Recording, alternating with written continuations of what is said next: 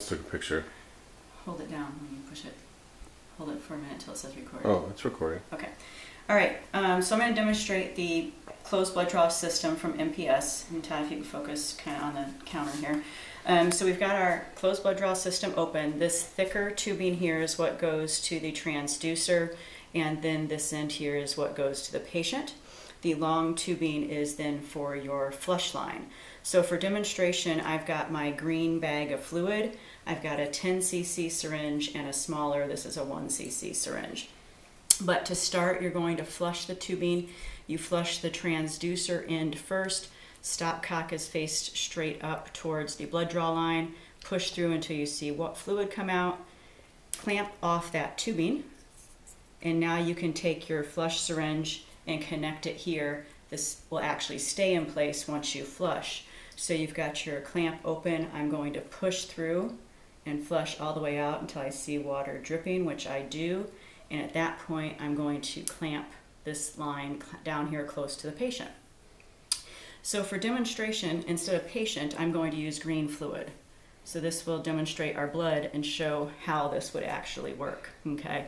So I've got my green fluid, and you kind of need to prop it up so that it will flow into the tubing and not draw air. So for demonstration, the first thing we do is we're going to talk about pulling waste. How much waste do they generally pull back? And what I'm hearing is typically about 1 ml.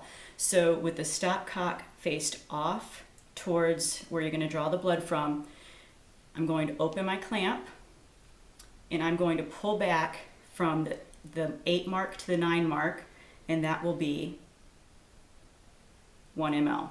Okay, so you see here how the green fluid went up my tubing about halfway. I did get a little air in there because this isn't propped quite right, but you get the idea. It's about 1 ml that I pulled back. Now you know I've got my waste blood out of the way.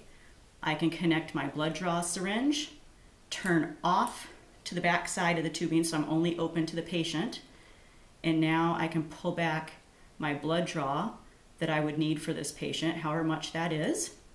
As soon as I'm done, turn back off to that syringe, go back to my flush, and push that flush right back through to give the blood back to the patient with a little extra to clear the line. And then I can disconnect. One thing I did forget to mention before you do the blood draw, I should have clamped back here so that I wouldn't pull anything. It didn't, but just for safety's sake, we should clamp that before we draw blood. But now that it's all flushed back through, I can disconnect, and I've got my blood for my lab test, and it's a clean system to sit here until the next blood draw. That is it.